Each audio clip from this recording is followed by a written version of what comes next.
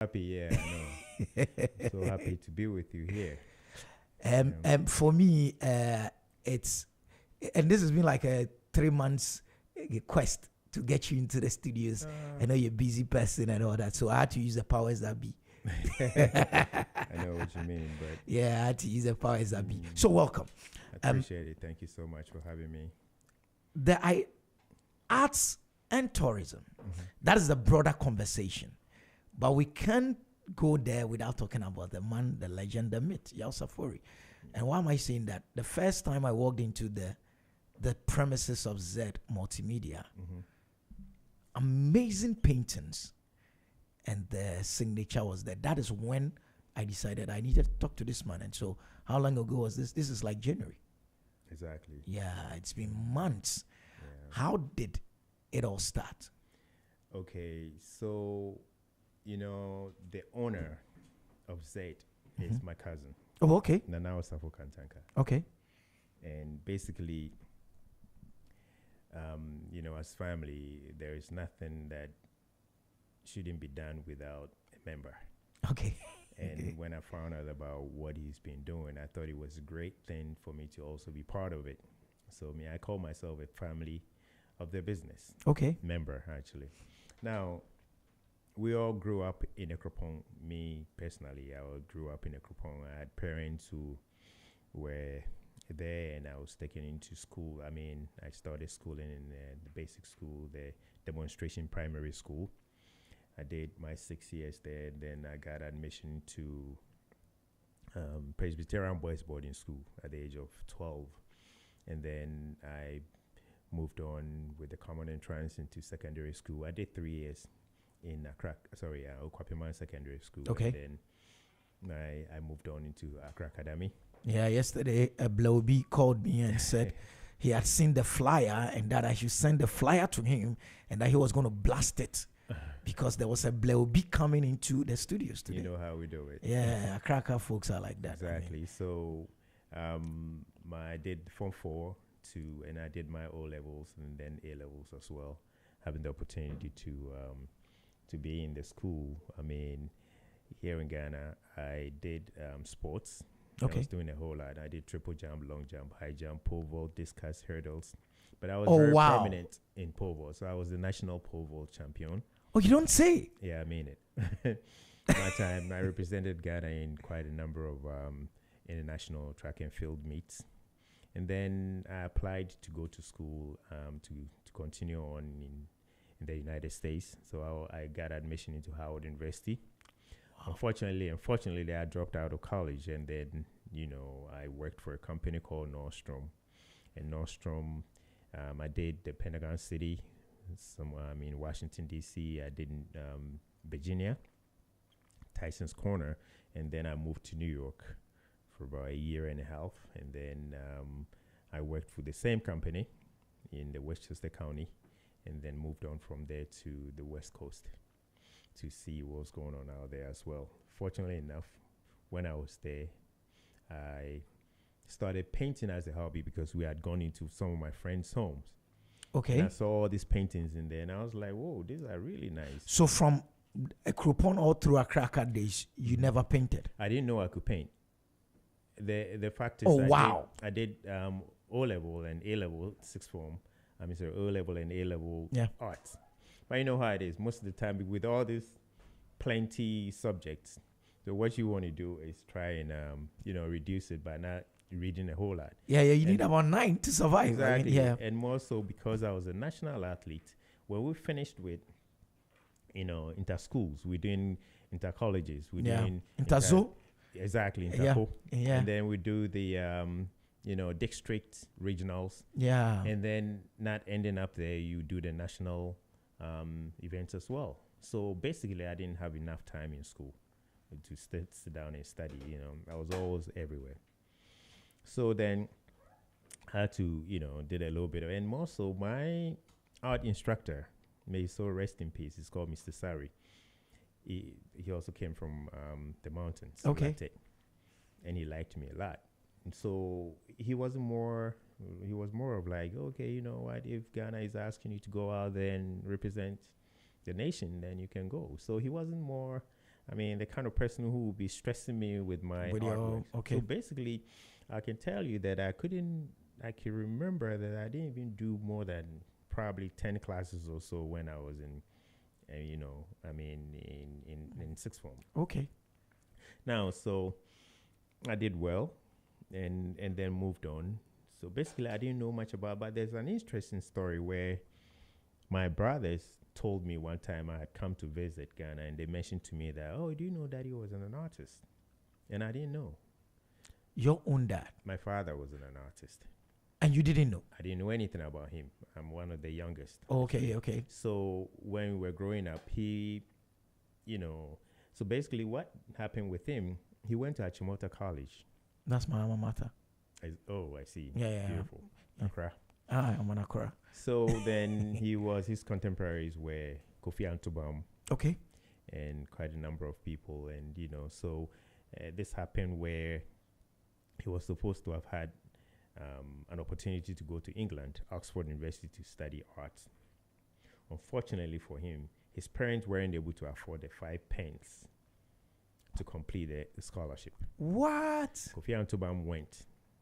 And my father was so, disturbed about the whole situation. And, I hear the instructors mention to him that, look, don't worry yourself about it. Next year, there's going to be another opportunity for you. And then, so he worked to save up money in order to be able to make it next year.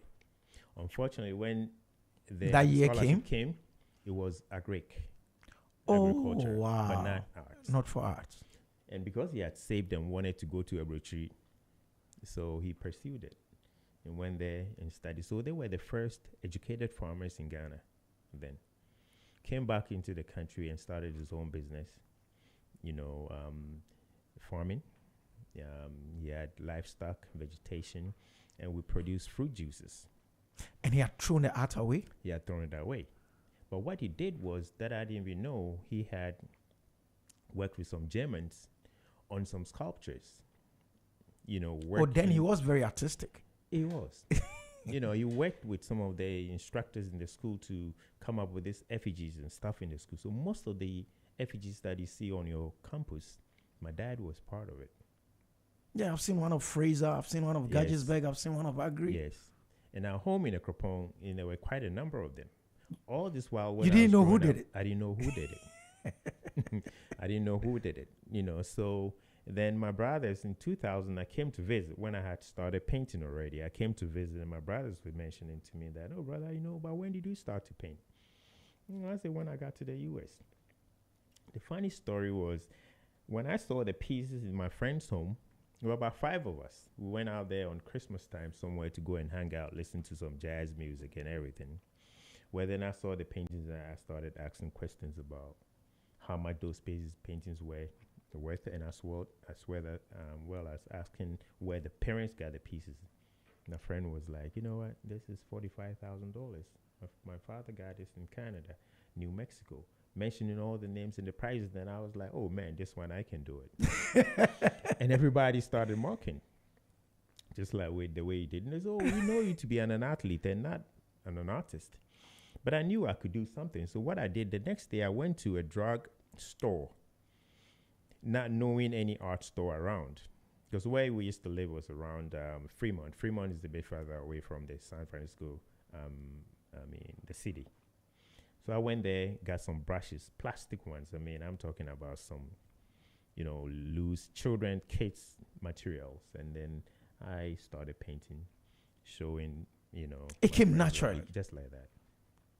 Oh, wow. And my friend, actually, the reason why I went to California is one of my friends from Accra Academy. His name is Kalorizi Nunya. Okay. Very good friend of mine.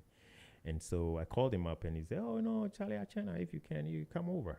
So that's how I got to San Francisco. But fortunately enough, because I was working with Nordstrom, I transferred. It's still working. And he also was in school. And, they all started laughing at me. Oh, what are you trying to do? Because nobody knew I could paint. And I didn't know myself. So they started mocking, laughing all the time. They'll see me doing something. One day, I was going to work and I realized the piece that I was working on in the morning, I could work it during my lunch break. Okay, so you took it to work. I took it to work. I put it in my car trunk, took it to work. Lunch break, I pulled it out and started working on the piece in the lunchroom. My buyer was, coming through to go buy Coca-Cola in the vendor's machine. So he saw me, stood by my side, and he said, "Wow, Safori, why are you painting?" I said, "Oh, not really. I'm just." Then he said, "Well, he didn't say anything. Went straight to the store manager's office and mentioned it to her." He said, "Dodi, you should see what Safori is doing." The lady called me.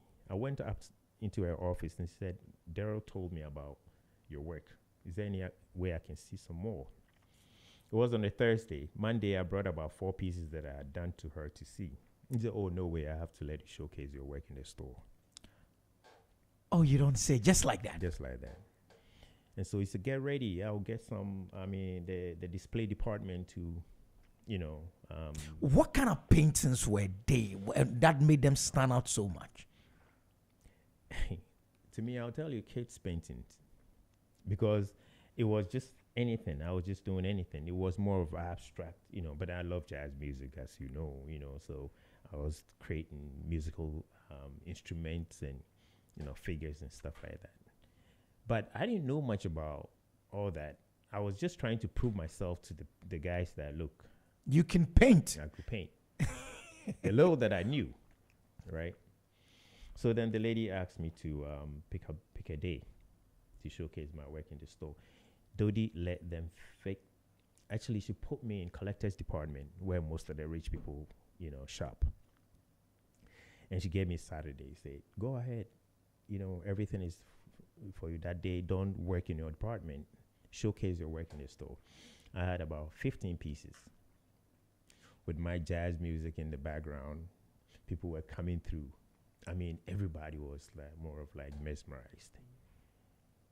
Wow. And What I a was like, story. I'm telling you. And I was like, "Whoa, what's going on here?" I didn't know because, here in Ghana, most of the parents will even ask you not to even start thinking Yeah, why would you about want to go do art. arts? I mean, You got to become a doctor, a lawyer, Yeah. or whatever. And then the people were just coming through. And I was like, "Whoa, what's going on here?" I had even forgotten that I was supposed to sell the pieces.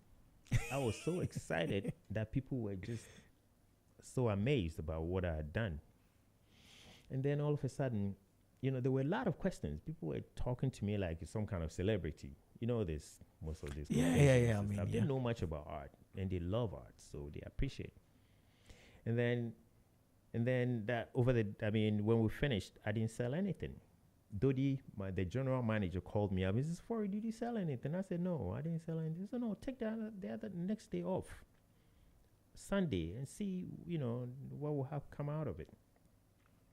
I took Sunday off. Did you know how to price them? How are you going to price them? Actually, I don't think I priced them. I didn't put any price on them, but I had framed the pieces, Okay. so I knew how much I had been charged to frame the pieces, all the 15 pieces. And so all I was doing was just add a little bit to it. And so, basically everybody came around and I didn't sell anything. And she said, "Okay." So I packed up all the pieces and put it in my apartment. About 2-3 days later, I started getting phone calls. People were like, "Safori, I was at your show. You showed these pieces and I would like to see them." I showed them. I said, "I'm in Fremont." They'll come over and they started picking up the pieces. 2 pieces here by one person, 2 pieces here. By the time I realized, within 2 weeks, all the pieces were gone. Then you were rich by then. Not rich, but but But you could see direction. I had found something. Mm. Talking about America, the land of opportunity. I'd worked for Nordstrom for 4.5 years. And I was like, now you're working for somebody. Can you work for yourself? Yeah, that's always a big step. Yeah. And then, started thinking about it, pondering, thinking, what to do. And I realized that, and me, basically, I have a very, very beautiful relationship with God. So I prayed over it, fasted about it, and said, "No, what to do." And I got pushed. And I put in my resignation within 3 months. Went to my buyer's office and said, "Dodi, I want to pursue this. Daddy's like, what? You're making close to $60,000 a year. But you know what? I'll give you my blessing. I know you're going to be very successful at it. Wow. I quit Nordstrom as a salesperson. You know, good job. You know, you sell shoes. There are beautiful people coming around. You network with people. I quit Nordstrom. And then my roommates, and then everybody's like, what are you trying to do? How are you going to take care of yourself? He's lost it. Family members, everybody, you know, were like, man, you can't do this. And I was like, oh, this is what I'm going to do for the rest of my life. So the money that I got, I used it to pay my 6 months rent. Okay. And then stayed home, right? Started painting. And I realized that, know what? If this is what you want to do, then you have to take an art class. So there's a school. Oh, wow. I went into You're now going to school. I went into the school. The first they registered, you know, my tuition, my registration and everything. And then we were about 13, 14, you know, art students in the class. Then my, the instructor, his name is Dimitrov, Russian guy. Yeah. He came over and going over to see everyone's work. I had my little portfolio, pictures of what I had done in Nordstrom and my works that I had in there. He picked up the portfolio, looked at it, and said, wow, Sephora, I need to speak to you. He took me into his office and said to you, look, I'm just going to advise you. First, I cannot teach you how to paint from what I'm looking at. And I want you to go home and paint. And please do not allow anyone else to teach you how to paint. And I asked him why. He said, because you may ruin your individuality. You have something very special. Wow. That's it. Now check this out. I walked out of the classroom going out. In fact, when I came back from his office, you know, all the students were around my table looking at. Oh, what you were doing, what you were working on. Not just what I was working on, but my portfolio was still there. So we're going through it and stuff like that. Now, I walked out of the classroom going home. Actually, he asked me to go into the administration block and take my tuition and my registration. You've been positively rusticated. Bro. As I walked out, there's this woman who walked after me. He said, hey, sir, may I speak with you? I turned around. I said, oh, yeah, why not? He said, do you have a studio? I said, no. He said, do you mind if I let you meet my husband? I said, I don't mind. I showed her where I lived. At 6 o'clock, around 5:36, she came home to my apartment and picked me up. Went into their home and met the husband, Dewey. The husband's name is Dewey Rogers. Dewey's like, oh, my wife told me about you. You don't have a gallery, a studio. You know, we have 2 grown-up kids who are not here right now. If you don't mind, we have a 3-car garage. We can let you use it for your studio. Just like that. Just like that. I was so excited. She dropped me back home. My roommate, Calorizi and Mark, they were there, and I told them the story. They said, oh, no, we don't believe you. The next morning, before they would go to school, the woman came in again and said, Dewey said I should bring you back. I went to their home and she said, you know what? We decided we're not going to let you use the garage anymore. You can use the whole first floor. Now, Ginger, the wife, is going to take you to downtown San Francisco to buy you all the materials that you need. What is in it for them? Nothing. And that's what my friends were saying. My friends went to the point where they were even, you know, I think there were a lot of things going through their minds, saying that, oh, you know how some white folks are, you know, maybe, you know, because, you know, you may be interested in you and stuff. And I said, for what? Now, what I realized that the man, because the wife was also taking an art class, he felt maybe we'll be when you we will are help two, her out. you will help her out. Yeah. But she didn't have a studio in the home. Now, everything that they bought it in my name. 2 easels, paint brushes, carpet on the floor in the room. The man was an engineer at Cisco System. So he will go to work in the morning, even around 5:30, 6, he's home. When he comes home, they own a, how do you call it, a winery in a place called Gilroy. So they'll come home, pop up a bottle of wine. They are drinking, and he played guitar as well. So it was more of like a full house. I'm working on my paintings, and the wife was there just fixing things up. That is a woman that I called one of my sisters in London. I said, you know what? I met this lady where I am right now, and for the past how many months now, she's been cooking, and she's very good. She has never repeated a dish. One day we were sitting at the table, and I said that to the husband. This husband said, Dewey said, oh, Sephora, you don't know. I've been married to Ginger for the past 24 years. She's never repeated a dish. For 24 years. Yeah. I mean, that's a culinary masterpiece. Yeah. And she's good at everything that she touches. I mean, you could go away for 2 months and come back into their home, and you'd be like, that's a new place. Yeah, because she knows how to decorate. She does everything. Beautiful people. They would take me to art exhibitions, museums, parks, how do you call it, jazz events, everything. They did everything for me for 9 good months when I was with them. Wow. And later on, I called one of my friends when I got to the Washington, D.C. the first time to go to school. His name is Ed Robertson. He owned the Thanks Graphics and Fine Art. They started off with the production of prints. Okay. And then distribution of prints. I called Ed one time. I just, Ed, I've started painting. Is there any way you could let me, you could look at some of my works? I put pieces in an envelope, sent it to him. He didn't even look at it.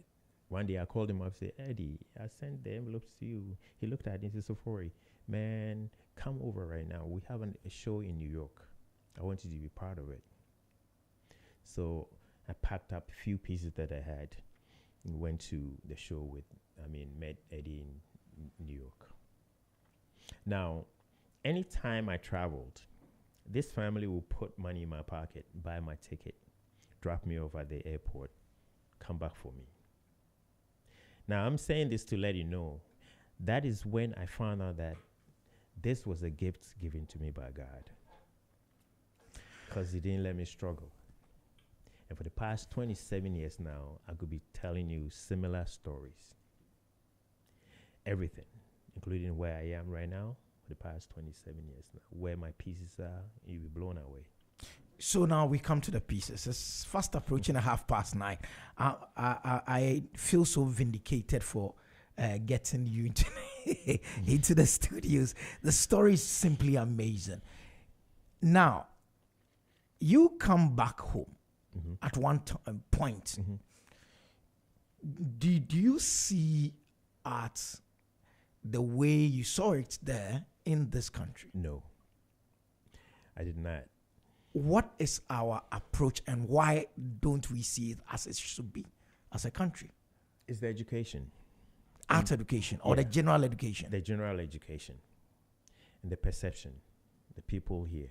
All right, so I'm going to tell you a story about a place that I wanted to take my artworks to. It's a gallery. Then the guy's name is, he's Jewish. His name is Booth Harris. And after one of my shows in New York, I went to his, because it was in the Washington, D.C., because I had come from San Francisco Bay Area back to Washington, D.C., where I was before I left. And he's in Bethesda, a place called a very affluent area. I went to him, I said, Booth Harris, we went this show together. Actually, he saw my work and said, no, I'd like to look at some of your works. So when I got back to Bethesda, I was living in Silver Spring then. I showed him some of my works, and he said, you know what? Sephora, I'm going to be very frank with you. All the artists that you're looking at here are Caucasian artists. Okay. And I'm going to be very frank with you. Blacks don't really buy art in the area. And think about it. Washington, D.C. is predominantly black, right? And so he said, I'm going to keep your works in the gallery for a while, and then we'll see. So I gave him a few pieces. I was able to sell just a very few. But then I'll go in there and I see all these artists' works are going, selling pieces for $25,000, $30,000, you know. And then the reason why he said that, and I realized that the Jewish and Caucasians started collecting art or investing in art way back years. Okay, hundreds of centuries years, ago. yes. Yeah. Now, if we talk about African Americans, you know that when they came out of Slavery? slavery, Mm-hmm. they were more concerned about their children's education first. Okay. Okay. So they invested in their education. And there were not much money for them to invest in art. They thought, okay, if we educate our kids, then in the future, if our kids are well to do, then they can invest in their kids and Wow. in art. You know, I find this very interesting because you keep saying invest in art, invest in art, Mhm. invest in art. Is that a thinking that you found back home? Because for us, art is a decorative piece on a wall. Exactly. Who is investing in it? It's just a painting. That is the whole thing. But you have to understand, Mm. before you start investing in art, you have to start just buying them because you love them and beautifying your homes with them. Then you can say, oh, I have this piece in my living room, I have that piece in my bedroom. Now, when you keep on buying 2, 3, 4 times, you become addicted to it. It's very addictive. What gives art its expensiveness? What makes a piece so expensive? Is it a person doing it or the quality? It Because cons- I don't know. It consists of a whole lot, and I'll tell you. So now, the people who bought art earlier times to beautify their homes, at a point in time, they realized that, they're going to buy more. Now they started reading about art. They Mhm. started reading about the masters whose pieces that you cannot touch, you cannot find, you cannot buy. So they realized that if I have some money, then let me go look for those pieces. And they'll go to auction homes Okay. or museums and look at read more about them. And they realized that it's so lucrative as a business. So let's start investing in it. But those are the people who have the money. And that's what I'm saying, because black people, as the man was saying, black people didn't have that money. But now African Americans are all educated. Okay. Now the generation that was sacrificed for, now they are now Right. those with money. So even if you think about the opportunities that some of these young guys get, you're talking about Jay-Z, who is, Wealthy. a tycoon, guru. Yeah, he's a guru, yeah. So he knows, and these are the people who are working with these Caucasians and stuff who know and would advise them That invest in art. business-wise. Yes, you know what I'm saying. Now, coming back to the question of you asking, what makes it expensive? All right, it's known to be the only item in the whole world that appreciates so tremendously in value. Yeah, some of the figures are mind-boggling. Yeah, you won't believe it. And when I look at those arts, I wonder why it's so expensive. Somebody Yeah. just does something and then they Mhm. said it's expensive. Exactly. So you're talking about someone like Picasso, whose work, is over $197 million a piece. One, the numbers will keep on moving or escalating because he's no more. He doesn't paint anymore. Okay. All right. So rarity makes it more That's expensive one thing. because you're not going to get an That- original Picasso no. again. Okay. And if you want it, you're going to pay an arm and a leg for it. Exactly. So that is one thing. Now, those who are living right now, and there was an artist called Jean Basquiat. All right. He was a kid in New York who started doing these graffitis, painting on walls and stuff like that. Police people chasing him here and there with his friends. They form a group called the Samo. And all the graffitis that you see in New York walls and stuff like that. And then at a point in time, he became big.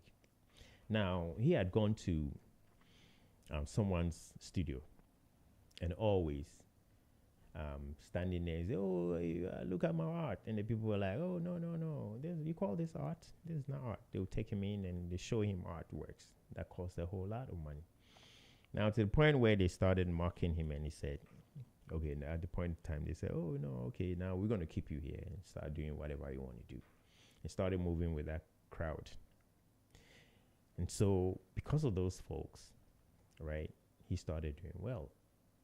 He moved from the graffiti of streets, and he Yes. okay. And if you see his work, I mean, he's one of my favorites. A lot of people will tell you that what he did was more of like Kate stuff. But to me, what is Kate stuff?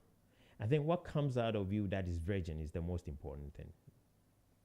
Wow. What comes out of you that is crude is what I love. So sometimes even when I'm painting, I want to come out in a way that it will look like a child's work.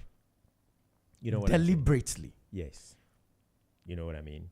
And so I'll come to a point where I tell you a little bit about my NGO. That one of the main reasons I'm here, first of all, is to educate. Ghanaians Yeah. to appreciate art. Yeah, we need to. All the artists here in Ghana. And I advocate. I talk about it a lot. And I realize that the older folks will not grasp on it than the younger one. So I have an NGO called The Art in You. The art It's in you. registered. Yes, it's registered, where I start going into schools. I've done stuff with Okwapima Secondary School. I've done stuff with SOS College on their career day to bring them, have the platform to talk to them. And to me, when parents come to me, I tell them, I say, I don't teach because nobody taught me, but I motivate. And I'm going to tell you one thing that we should all know. Everyone is an artist. I believe so. Our creator is an artist and the best. Yeah. And if you leave a child who doesn't know anything in a room, think about it. The first thing they start to do is to scribble. Exactly. Anything that you put in front of them, they'll do something. And what is art? Art is not just what you've been taught in school. And anything that, if I start to scribble, just decide to scribble from today onwards, the next 4 or 5 months' time, if I have 12 pieces, right, with my signature on it, people will begin to look at it and begin to purchase because it's an artwork. Is it a bread and butter issue, which is why we don't appreciate the art we do in this country? How do we then use art to aid our tourism development? All right. It's so important, and it's beautiful you ask this question because, one, as we mentioned, the Europeans, the Asians, the Americans, the people out there, they all know the value of art. And here are the people like Ghana, for instance, and I keep talking about it. Now, Ghana has turned into like the gateway to Africa. Mm-hmm. Everybody wants to come to Ghana, which is a good thing. Now, they cannot just come to Ghana and not see art. Okay. I encourage everybody who is an artist to put themselves out there. You know what I mean? When people come or travel to places, different places, various places, they want to take something from there with them. Okay. Back to their homes. So, that's interesting. Yes. Mm. Everybody. Because that's what you can show. That I was in this country, this is what I brought. Exactly. But if I may ask, Mm-hmm. does that therefore mean that the artworks we are producing from Ghana must have Ghana in it some way, somehow? No, not really. Okay. Because like for me, for instance, when I was in the US, when I started painting,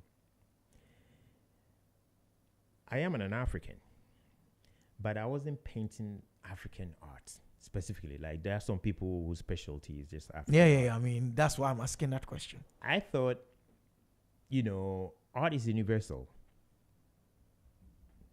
It's true. So I cannot limit myself creating a certain way. So I don't know if you see, apart from my works, even the ones that you have here, which probably maybe 6, 7, 8 pieces here. If you look at each and every one of them, they are different. Yeah. And the reason is, if I decide to have a niche of my work, that this is what I do all the time, it doesn't give me the freedom to create. Ah. And also, it would not entice collectors to get more of my works. So they come in, they see 8 pieces, they're all the same. They'll pick one out of it. And that's it. The And rest. that's it, they're going. Yeah. We wait for another person who might come and Exactly. pick one. Exactly. I get But it. then when you come into my gallery or my studio, you see a whole lot of different styles, different compositions, different, mediums. And I work in all the mediums. I work in gouache, watercolor, acrylic, oils, pastels, felt, graphite, anything that I touch. Now I sculpt. In Yeah, wood. I read it somewhere. Yeah. I sculpt in wood. I came from the US in 2000 to learn how to sculpt. I was in a breed. And I was buying some of these artifacts to take back to the US. And I got so gripped by the work that they were doing there. And I realized that, you know what? I'm not just a painter. Let me learn. So I paid the guys out there my apprenticeship fee and my schnapp, a bottle of schnapp. And then they made these improvised tools for me.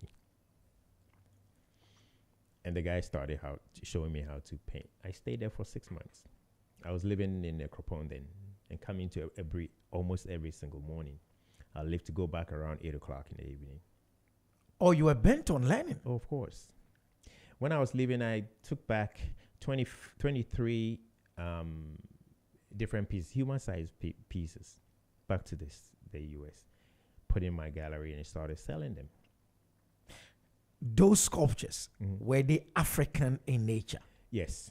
Ah. But modernized, Okay.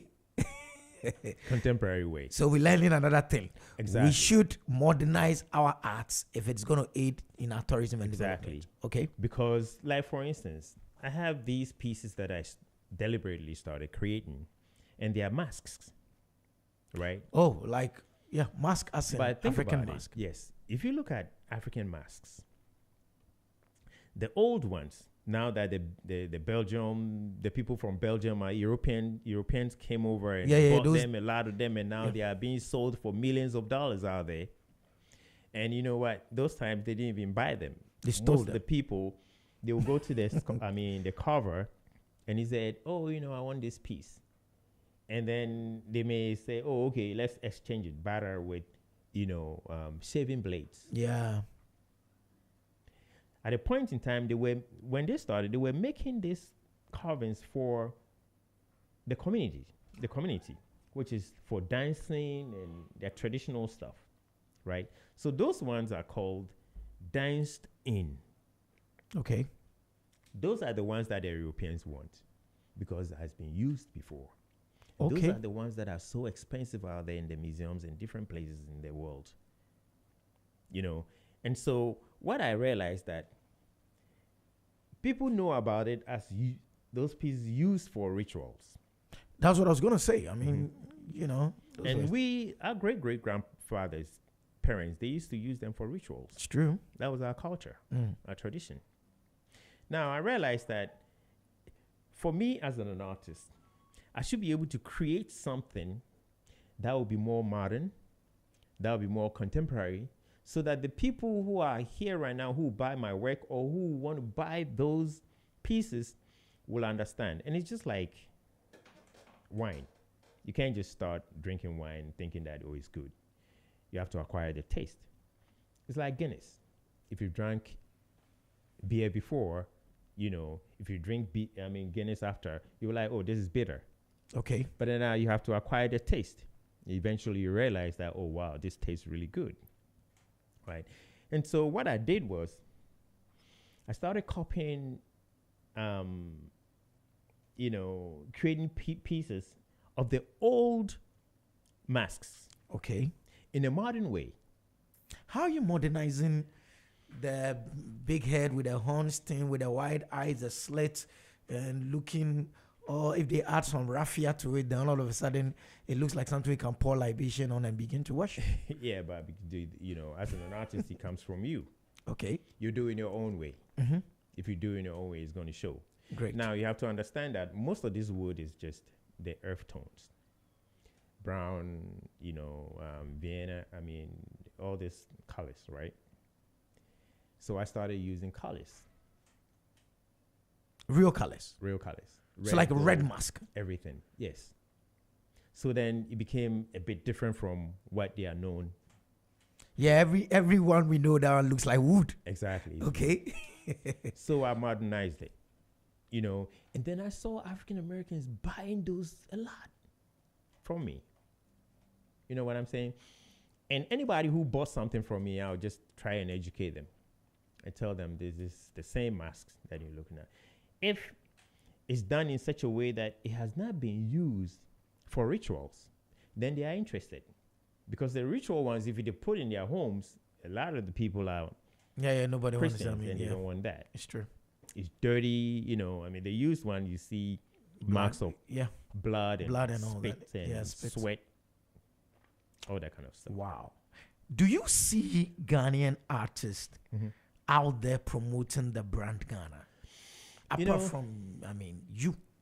And so when I came to Ghana, I realized that nobody, I think there are quite a number of people who have done very well, and I give them someone like Professor Bloody Glover. Yeah. He's done so well that he didn't just think about himself. He educated a lot of the artists here in Ghana. And then he said, you know what, I'm going to help you out. Because one of the things you should know about artists, mostly when they create, they want to be in their space and be there and create more. Okay. And that's why we have agents, gallerists, gallery owners who are promoting the work. So you are not on the business side. You just produce, and then you would have wished somebody would take them away from That Jelly. is what a lot of artists do. But with me, going back to the story I was telling you about Harris Booth, Booth Harris, actually, my Yeah. friend, the gallerist that I met in Bethesda, Maryland, when he said that to me, that black people don't buy art, I thought about it and I said, you know what? Washington, D.C. is predominantly black community, right? And so what I'll do is I'll set my own business, which will be my studio and a gallery, and sell my own work. And that's how House of Safari was founded. So we are on the House of Safari conversation now. Now, a friend of mine who had come was also an artist from Jamaica. He came over, he saw my work at the guy that I mentioned, Ed Robertson's place. And he said, Safari, where is your studio? I said, oh, I work from home. He said, Safari, please don't do that. Don't mix family with work. So find a place and use it as a studio. And I set out there. Now, going back to God, there's a lady, also a Jamaican lady, who had her travel agency. And then her uncle was an accountant. They had a space in downtown Silver Spring. And then they were running it together. One is downstairs, the lady is downstairs, the uncle is upstairs. And then the lady had bought one of my works. I went there to take my money, my check. And when I got there, she said to me, oh, Safari, man, nowadays business is not that great. Because people started buying tickets from, off, how do you call it? The internet. Okay. So the business of going to an agent to buy ticket and stuff was going down. Yeah. Early 2000s. Then she said to me, oh, so I said, so what you want to do? So we're moving out of here. Space. And I said, oh, wow. Yeah. Please introduce me to the landlord, Mr. Rubinstein. He passed on not too long ago. May his soul rest in peace. A Jewish man. I went to him, then he said, what do you want to do here? And I said, an art gallery in the studio. So, no, I can't give it to you. I said, why? He said, how is an artist going to make it from? And it's in downtown Silver Spring, Vantage Point. And then I convinced him. Fortunately enough, he asked me to bring my first 2 months. Usually that's what they do in the US. First 2 months rent. Now then, I was working in one of my friend's garage, and there's no air conditioning there. You can tell how hot the place could be around summertime. Now, his neighbor called Michael Eschenberg, another Jewish guy, came over. He saw me coming in there every morning and staying in there. He walked over and said, what you doing here? And I said, I'm painting. So I just bought this house. I came from Boston, and I'm going to be living here. But I will need one piece to put in my living room. And I said, wow. And then he said, 36 by 60. How much you going to charge me? And I said, $4,000. Then he gave me $2,000. I ran and gave that money to Mr. Rubinstein and told him in 2 weeks' time, you bring me that I'll bring the rest. Mr. Rubinstein said, let's see. So, in fact, this is what I did. And he talked about it anytime I was around. I gave him the $2,000 and then wrote another $2,000 in check, knowing that I'll get the check, the money. From your next door neighbor. And go and get him.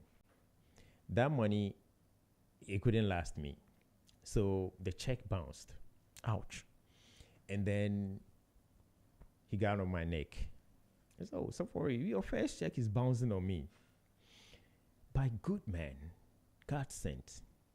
And he said, you staying there? I stayed in there. And I started making money, right? He kept me in his space for 10 years. I've been asked to bring him back.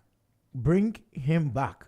That is a message that, next week you must come back or another time. Someone said bring him back, and the calls are coming in and all that. But we have just about 5 minutes to go. Jazz on the Hill at Tranquilos. Yeah. From the beginning of the conversation, Jazz has been in this conversation. What is it with arts and jazz? So because I loved jazz, and that is how I started with my paintings. Okay. Because I didn't know what to paint. And because I love jazz, and I had been listening to and loving jazz when I was in high school, Form 1. Joe Sample, George Howard, George Benson, George Duke, Bob James, all the people. We used to listen to jazz music until I went to the United States. So my first year in the United States, there you can have the opportunity to go and see them perform. I was buying CDs and magazines and, seeing jazz festivals and shows everywhere. So then I started, So anytime I had events, I was using jazz. So Jazz on the Hill, what is it? Jazz on the Hill is a way to bring people together, to come and network with my paintings and jazz music. So we started the first one in my hometown in Akropong, in a place called The Crest. Did the second time in a place called Villadora. It's a hotel. And then this time around, I realized that because most of the people who came over were from Accra and Koforidua, I realized that when you talk about Akropong, a beautiful place, but then it's a bit further away. Okay. Now, if we decide to do it around Accra, when everybody has heard about Obri, Pidiase. So if you bring it around here, then you get more people patronizing. So Tranquilos is there? Tranquilos is one of our friends who is a partner with you guys, Zed. Yes. He has a boutique resort, a beautiful place that when you get there, you probably wouldn't think you are in Ghana. At Brekusu Road. Okay. At Jementi, actually. Oh, wow. Specifically. And then, before you get to Ashasi University, it's a beautiful place. 6 p.m. 6 p.m. And we invite everybody to come and see. There will be everything. I'll have an art exhibition. There will be live jazz band playing. There will be a DJ playing, talking about danceable jazz music where people can always get on their feet. African Americans, they're the experts, the diplomats, I mean, the citizens. And Wow. the same thing. There will be food, there will be barbecue, all kinds of drinks, and a place to network. 300 Ghana City single, 500 double. 6 p.m. is 21st September 2024. If you want to see the man, the legend himself, he'll be there. Tranquilus Kitasi, right? That's right. Brekusu Road. Brekusu Road, yeah. Fantastic. So the last one, when am I bringing you back? So I should bring you back. And it's coming from the powers that be, so I have to. Okay, so I have told you that this is my home. Okay. Yeah, you said that. And you say you're a family member. Yes. And so that question is not needed to be asked. Wow. Meaning, anytime you call me, I'll make the time. Thank you very much. You're It's welcome. 3 minutes to the top of the hour. We said it and it's happened. The legend came through. He said anytime we want him, he'll be here. Coming up at 10 a.m. is the news at 10, and then right after that comes NYA the